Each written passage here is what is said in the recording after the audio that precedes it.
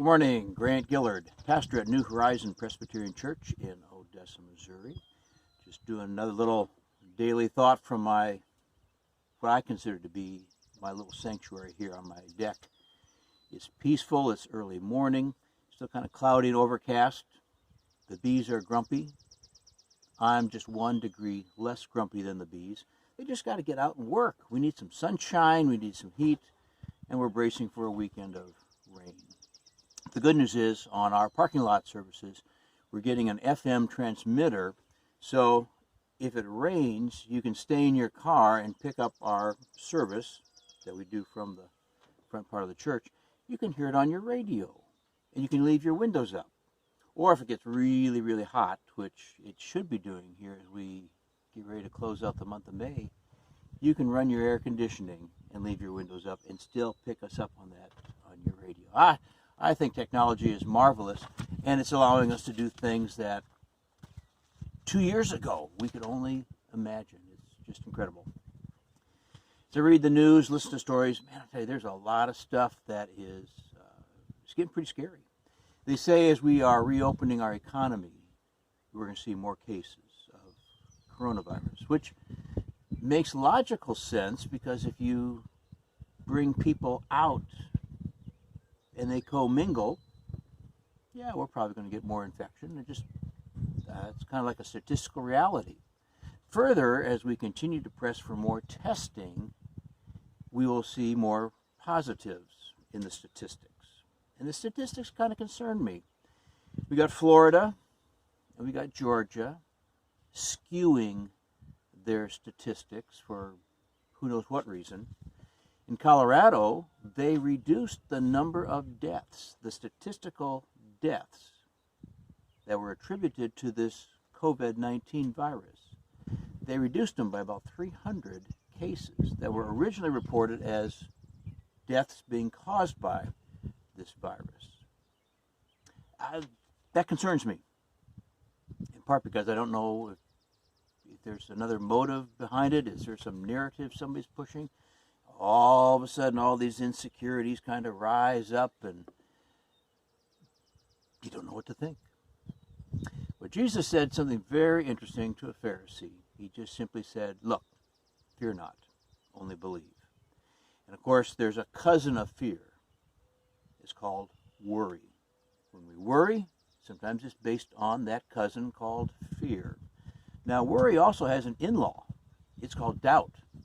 So you got doubt, you got worry, you got fear. They're all getting together for some church potluck, and next thing you know, there's a lot of concern floating around. Well, when Jesus confronted this Pharisee and said, do not fear, only believe. He said it in Mark chapter 5, verse 36, and Luke 8, verse 50. Both the same story, just a little different takes on it. Those are some pretty powerful words. And then you think, my gosh, 6 weeks ago we were celebrating Easter. Now, it wasn't the traditional Easter because we're all sheltering at home, but traditionally we celebrate Easter, and we forget part of that story of the disciples hiding behind locked doors, and the text is very clear, because of their fear of the Jewish leaders. Fear can be very paralyzing, but fear can also be a very powerful motive. The fear of the COVID-19 virus has us taking a number of good precautions. It motivates us in the right direction of thinking, okay, we should be wearing masks in public, and there's a debate whether that is effective or not, but still, we take those precautions. Social distancing, being 6 feet away, and if you're in a crowded room and we're still breathing all that air, I don't think 6 feet is going to make any difference, but still, we don't have any personal contact with people. It motivates us in the right direction. And as one of my buddies said, he said, this COVID-19 is one of the best things ever. I said, what are you talking about? And he kind of tongue-in-cheek said, well, because of the COVID-19 virus, I've stopped licking doorknobs. I thought, oh, that's just gross. That's just gross. Of course, he meant it as a joke. But fear can also be bad. We start imagining the worst. is called catastrophizing. We had a little problem here at the house. Had to call in a professional. But as we're waiting for the professional to show up, my wife's mind begins to churn possible scenarios. You know, what if this problem escalates? What if all of a sudden we now need to totally strip out all the sheetrock in the house and replace all the insides? What if we have to strip it down to studs?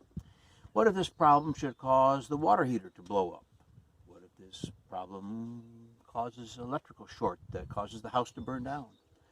What if this problem causes the roof to start leaking as we get ready for another rainstorm? You know, our minds churn that way, oddly. It's like we're looking for the worst possible scenario, and then we begin to think what would be worse than that, and where does that lead? It's called catastrophizing. So fear can be bad, but fear can be also really, really good. I'll tell you something, a little secret, a little maybe TMI. I've been having a little discomfort. Now, some people say, Grant, come on, you're getting old. I had a little discomfort. Now, it's not that bad. It's not pain. It's just a little discomfort.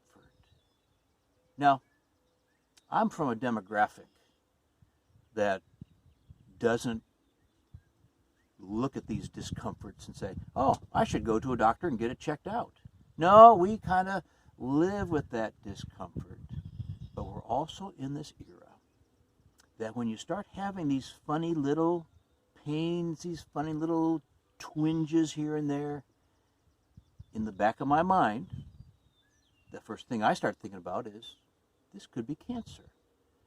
And the number of people that I have ministered to over the years where something started out very innocuous, like a sore throat, or a little tightness in the lungs, or some other body function that wasn't just quite right, and they ignored it, or they tried to treat it with herbal tea or essential oils or something, and it continued on. And finally, when they went to the doctor, sometimes the doctors would dismiss them and say, oh, it's nothing, or it's all in your head. Sometimes they had to pursue this until they found a right doctor who would run the right test, and cancer showed up. And all along, they didn't really have any symptoms, but they weren't feeling that good. They just knew something was wrong, but they couldn't put their finger on it. And again, my demographic, we tend to just, let's move on, let's ignore this. I finally went to a doctor because that fear of cancer, that nagging, gnawing apprehension that just says, you know, you probably should get this taken care of. You should probably have this looked at. Well, the doctor I went to was very unimpressed. He said, this is nothing.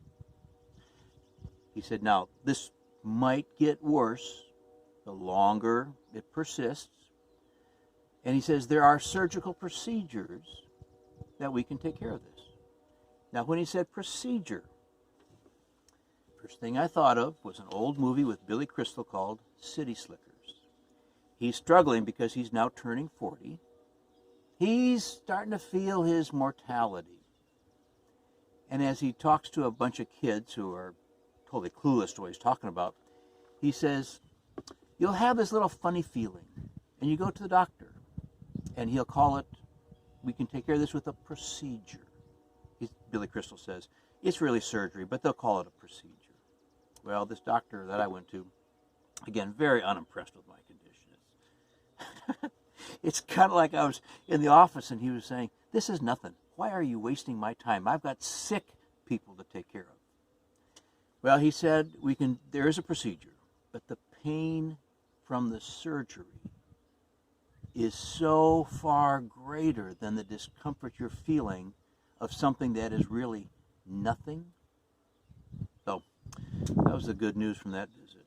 But, you know, sometimes fear can begin to motivate us for good, to take precautions to get things checked out, or fear can also paralyze us, catastrophize. Interesting little segment I ran across on the internet talking about fear. And the first, just a little short paragraph. And the first line says, "Fear the tiger." Now that makes good sense. Fear the tiger, but do not fear new experiences, unless that new experience is the tiger. Then you have a right to fear. One last closing little story. I like novels, and I like intrigue and suspense. And Dean Koontz, who has written some really far out suspense novels. One of my favorite authors, good writer. Copyrighted 2007. The book is called The Good Guy, published by Random House, authored by Dean Koontz. Toward the end, as this scenario is wrapping up, there's three characters here. One is Wentworth, who's kind of the omniscient narrator that helps us fill all the blanks and put all these pieces together. And then there's our protagonist, the good guy. His name is Tim. And then there's his girlfriend, his accomplice, who has helped him solve this great mystery. Her name is Linda. In the conversation that kind of puts all these pieces together, this character named Wentworth says, "Our country, Tim, must make certain concessions." Tim says, "Concessions?" with a question mark. And Wentworth says, "We cannot be what we once were. In the interest of prosperity, there must be less of it. Too much freedom assures less peace." Tim says, "Try selling that at the ballot box." Wentworth says, "We do sell it. By inciting false fears in people. Remember Y2K? All computers would crash at the stroke of midnight. The collapse of high-tech civilization. Nuclear missiles would launch uncontrollably. Thousands of hours of TV news and uncounted miles of newsprint sold the Y2K terror." Tim says, "But it didn't happen." Wentworth says, "That's the point. For a long time now, has not the news been nothing but doom?